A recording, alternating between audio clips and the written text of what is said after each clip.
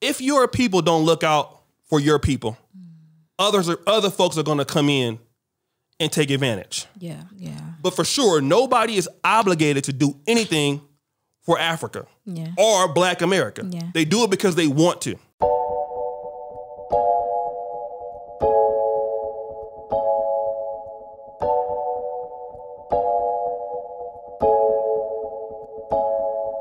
Hi guys, welcome to the Repat podcast. My name is Janita Maya, sitting here with the big man himself. Introduce yourself.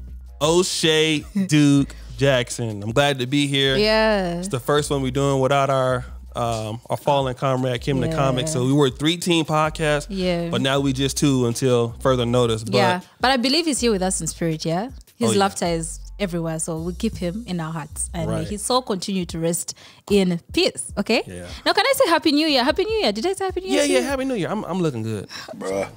So he says. Now, anyway, I recently came across a video, and this young man, he's an African, and he was saying that many African Americans are moving to Africa, and they're basically doing what the white colonizers did by taking over what the Africans have. Now, he based this off someone who had acquired, I think, 12 acres of land, and saying, oh, how can she acquire all this land when the Africans are living in poverty and whatnot? He's saying many African Americans are coming over to Africa to build their wealth while leaving out the Africans and not building the community, basically increasing the income inequality and all that. Now, you're African American and I'm African, so I wanted us to give both our opinions on that. Yeah. So this might be a little controversial because, you know, most of y'all that's in the African American community, we have foreigners, especially if you live in the Black cities, Detroit, Atlanta, Washington, D.C. Boston is a big Ugandan community there. So when foreigners come into a land that you feel that is yours, especially like African Americans, we have historically Black colleges and universities, medical schools, dental schools. In our group, we felt like we fought for these things. But when the Civil War started happening in Africa during the same time we were fighting for civil rights, let's say the Biafra War in Nigeria, certain levels of the Bush War before Museveni took power. So those civil wars left displaced Africans that were talented. So then those people came to the UKs, they came to Canada, they came to America. So what did we see? Those people started to integrate Black America. And they started, in some cases, taking over businesses in certain industries the Blacks had. Like if we can look at blogs, look at Media Takeout, it's ran by Africans. Shade Room ran by Nigerians. Yeah. So I used to always feel like these Africans are taking over all our opportunities.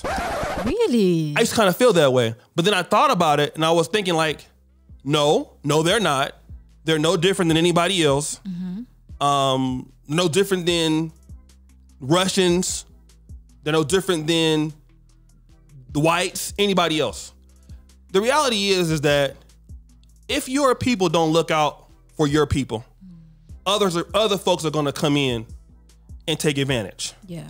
Just like Africans do in Black America. They do it more so than there. Now talk about this 12 acres in the Gambia.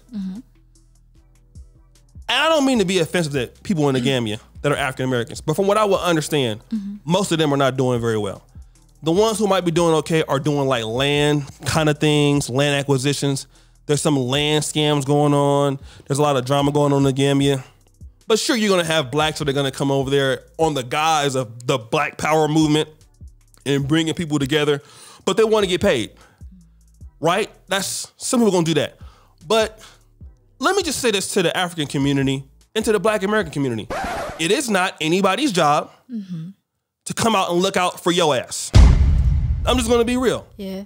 It's nice if they do it. Just like me, I go out of my way here in Uganda. Yeah. But it's not my job, not my responsibility. I'm still a businessman, right? I'm here to do business, and if the country said I can do business here, it's not for me to build anybody up. It's for your specific group to look out for you.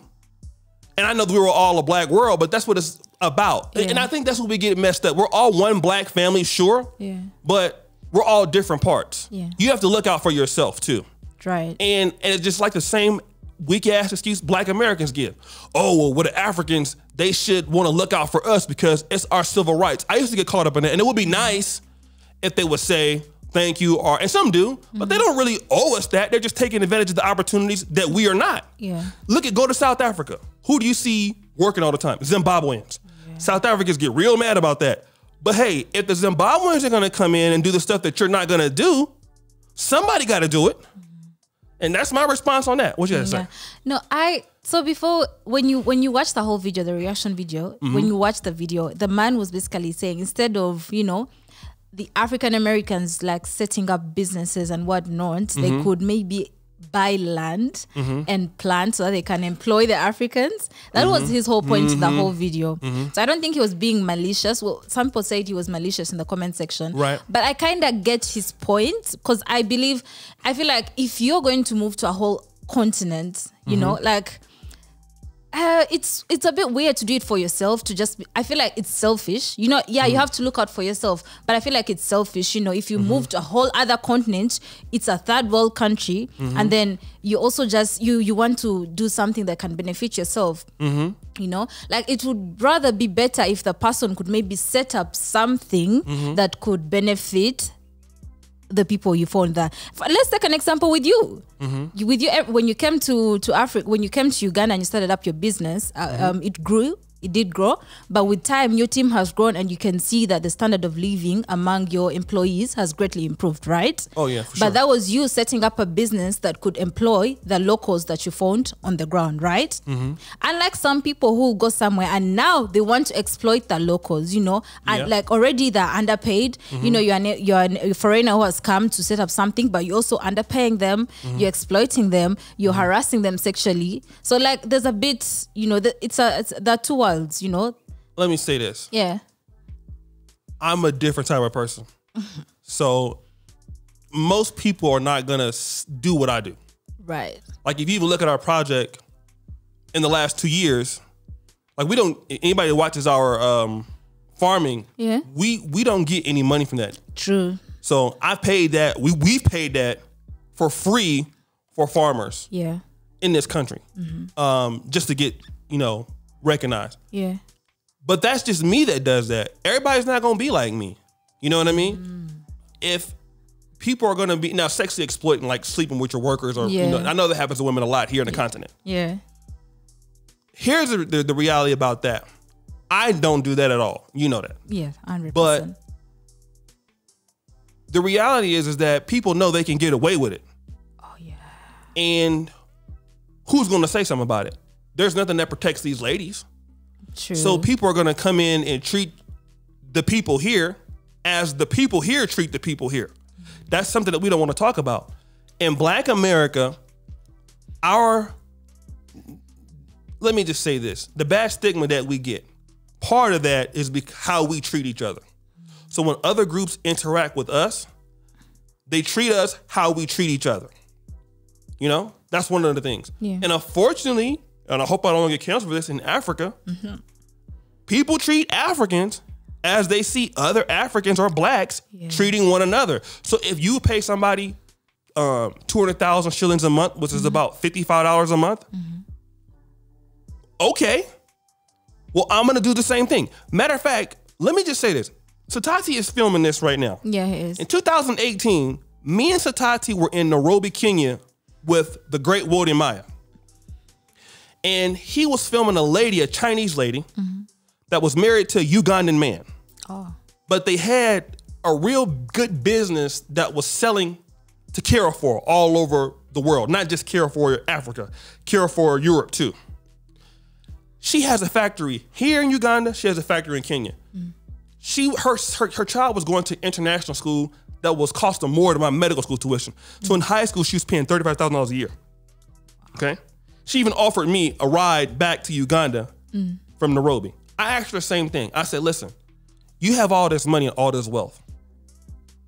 Why do you pay your employees so low? She said, well, that's what the standard of living is. That's what they say people get paid. So that's what I pay them. So I think that the reality is that if certain African groups want to see changes, that comes from the private business community in the Gambia. It comes from the government. As an outsider, the way that I may pay, or like, you know, I house people, everybody has their own stuff, their own PC, you know, all the things that we have. Everybody not gonna do that. Yeah. You know, so I can't go to other people in Uganda and be like, well, you ought to treat people like I treat them. Because people gonna get mad at me. Because it's like, well, who are you to tell us how to treat Ugandans? Like, you're a foreigner. Yeah. So when other people come in and do that, let me just say this one last time, don't be along with it. A lot of people lie and say that they're trying to help black people, but they're being hypocrites. That I have a problem with. Like, oh yeah, you know, we want to help the black people and come together, and then you scamming on tours, you scamming lands. Now those people, on that basis, be real. If you want to come to Africa because you want to get money, just say that. Yeah. But if you're out there saying that we want to build the community and build the business and help the economy grow, and if you don't do that, that's where the lies come in. Yeah. But for sure, nobody is obligated to do anything for Africa or Black America. Yeah. They do it because they want to. Yeah. Basically, no one owes you anything at the end of the day. I kind of understand what you're saying. Your point is very valid. But at the end of the day, if you go to a certain place, you know, I understand that do as the Romans do. When in Rome, do as the Romans do. I understand. But if you want to see change, I believe you have to be the change. So I feel like if a foreigner comes and if they're getting paid $50 a month, you can decide to be the change and maybe decide, oh, I'm going to increase that pay and pay them a certain amount. But that's also up to the foreigner coming in. Obviously, it's not by force to do anything like that. No. I agree with what you're saying there. But let's even look, I mean, because we look at African Americans, and here's what I want to, and I know we're keeping it on that, but I want to transpose it to other groups. Because the African Americans are in Gambia, and I would say usually they're financially futile. Most of them don't have no money. Most of them are like on YouTube begging for some money. So they're not even doing, they're Gambians in Africa that have way more money than these African Americans coming over. Many of them, unless you know, like my boy, Happy Companion or somebody that had a military pension, most of them are not doing well. But when we look at the Chinese, we know what the Chinese, they gonna give you shit. They ain't even know the Indians, the richest person in the Gambia, not even black. He's an Indian. You think he gonna give them something? They already know not to ask them. So I get what they're saying, but the reality is this. If we want to build the business, what do you have to offer to the business?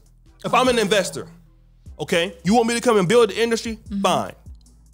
Now, and I've heard this from several people, not even just African Americans, but in Gambians in the diaspora, Africans in the diaspora. You try to give a lot of Africans jobs, and there's a lot of complaint about the work ethic.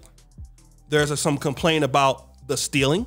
Yeah. There's complaints about a whole lot of stuff. And in fact, we got a screenshot of one of those things too. So there is that problem. I don't really face that as much. I have a little bit. I just don't talk about it. But the reality is that if we're in the industry, like for example, there's a farmer we did that's a goat industry guy. Yeah. Okay, so what are your skills that we can get to build this industry and do it together and hit this market? Now, if we can do that, then everybody can eat. But it's not somebody's job to come in. I'm moving to this continent. I'm gonna bring my $1 million and I'm gonna just give you jobs and get you into the industry because I'm gonna say this. When Africans come to America, do they come to America and say, you know what, these African Americans been here a long time. You know, this institution is for them. It'd be nice if we helped give them something. You don't hear that. You don't hear that. Yeah. When Jamaicans come to America, do you see them doing something for? No, they like, listen, y'all had the opportunity. Y'all didn't do nothing with it. That's on you. We come here to compete, and we're gonna take care of our people. We send the money back to our folks. They move to North America, and we got to take that L. Yeah, I would have to say that it's up to the Gambian diaspora, the Ugandan diaspora. Listen, everybody need to look out for their people. Look at Qatar. 100 years ago, the Qataris were living like Jesus 2,000 years ago. They were primitive. You just came from Dubai. Yeah. It was primitive 100 years ago. What did those people do? They said, listen, we got an opportunity with this resource because other countries had it. Nigeria had it. They messed it up with oil. Venezuela messed it up with oil. What did Qatar and what did Dubai do? United Emirates do? They gave back to their people.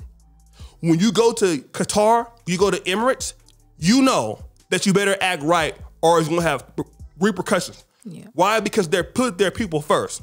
Now, if the African community don't put their people first, nobody else is going to do it. You teach your people how to treat you. It starts with the Ugandan community first. It starts with the Gambian community first, or the African Americans. You teach people how to treat you. No foreigner is going to come in and treat you better, usually, than your own people do. Yeah. And that's why when you go to Qatar, you got so much respect for them. When you go to Dubai, you got so much respect for them because they treat their people the right way. And it is a problem that the blacks have. And the blacks have to have that respect for themselves first. Then you can respect people in the diaspora. So when the African Americans come to Gambia, oh, we already know we can't get over like that. And the same thing, vice versa. Mm-hmm. But if you don't do that, if the governments are being corrupt, if y'all are stealing from your people, well, what do you think other people are going to do?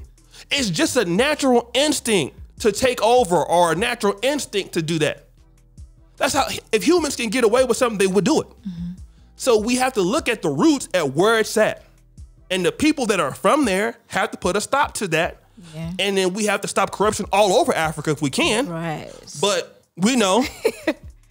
But it starts with the leaders first. Yeah. If the leaders don't do it, who else is going to do it? No one. Yeah, I kind of agree. I feel like I just got a lecture from not a dad, from an older person. You know, you're old. But I feel like I just got a lecture from an older. But I do agree with you at the end of the day. Yeah, I like that point. At the end of the day, it's us who are supposed to, help each other out and treat. I feel like if a Ghanaian boss started treating the employees better, if a foreigner came and saw, this is the standard. This is the standard at which you have to treat your people, then everyone else will just, fall in line. And I like that. I feel like sometimes I can't say we because not me, but like sometimes Africans like to complain a lot and they want to sit and they want help to find them where they are, Right. Like just sit and then the government will all of a sudden give you 1 million for just being alive. And then you got we gotta get out of that mindset as blacks all over the world. True. Because there are a lot of opportunities in Uganda. Yeah. When I came here, there wasn't nobody gonna help me.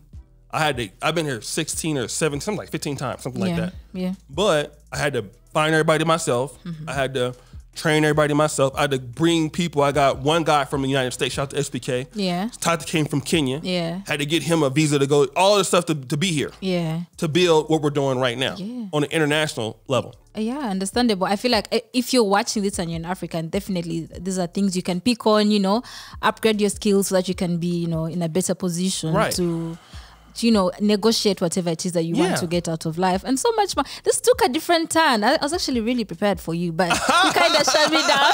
And you're like, okay. So I like the facts that you brought forward, and we're not hating on anyone or any specific group of people. We're just telling you what we think, but do let us know what you think in the comment section. Right. And let's go back and forth and let's hear what you have to tell us. Yeah. And I again, this is a discourse that the black world needs to have. The black world needs to stop crying, complaining about what's going on in the world. I'm very familiar with African politics. I watch I read the Daily Monitor. Yeah. I watch MBS on when I'm away. Yeah. And if we look at Africa spends, let's say 300%, there's an estimate, there's money stolen from African governments than what comes into foreign aid. Yeah. Africa don't need nobody. Really. Okay? Africa don't need nobody. Africa, there's a story about this, I don't know, there's a rumor about the Entebbe airport about to be seized by the Chinese. It's not a rumor. It will happen in a few years if the government doesn't pay up on its debt. What I'm saying is there's a lot of opportunities here. Yeah. Uganda don't need these other people. These countries have enough talented people and enough know-how in the black world to solve their own problems. And the blacks have to start to look at being their own savior. Once that mentality changes, you will see things developing. It's going to take time. Yeah. But we got to stop looking at, why are these other groups doing it? And then when the Chinese come do it, we silent on them or we complain about them, the Indians. Well, do you do it? You do it. You respect your people. You love your women. You love your children. You teach you put your people in a position to compete. Yeah. And then the world will start to respect it. They're never going to like you because you're black, but they at least respect what you're trying to do. Yeah. And that's the conversation we need to be pushing toward the black world, that you have to do something for yourself. Like Elijah Muhammad said, the greatest thing that the black man can ever do is to do something for himself. Do it for yourself. Do it for your people. And that's how you get talent. That's how people stay here and don't go to Europe and all this other stuff. Yeah. But if they don't, Look at the Qataris. When they go to USA, they go there and get their training. What are they doing? They come in right back. You know, they go to Canada, they come in right back. Mm-hmm. Well, that used to be the same way in Nigeria. In Nigeria in the 60s, you would have Nigerians and Liberians. I've seen the stories. President Tubman, they used to send there, they had so much money, they would send their kids to HBCUs in America, and there was so much opportunity in Liberia, they would go back. Nigerians the same way. You would see guys pulling up in Corvettes at the universities there, going back. Ghana in the 60s, going back. Yeah. It was too much opportunity in Ghana to stay in the United States. But now things have changed. Why? We know what the racists will do, but it's up to what the blacks can do to develop. Yeah. Once you do that, then you solve your own problems yourself. Mm-hmm. Stop looking for somebody else to solve your own problems. Perfect. That was well said. The quote for this episode is do it yourself. Exactly. All right, guys. I think we're signing out. Do you have any other thing you'd like to tell the people? Guys, thank you for supporting us. It's been a real tough time. Yeah. We lost probably the most important all-around guy on the team. Yeah. But we still trying to come back and do things the right way. Mm. So subscribe, hit the bell. King Ghana forever. We out.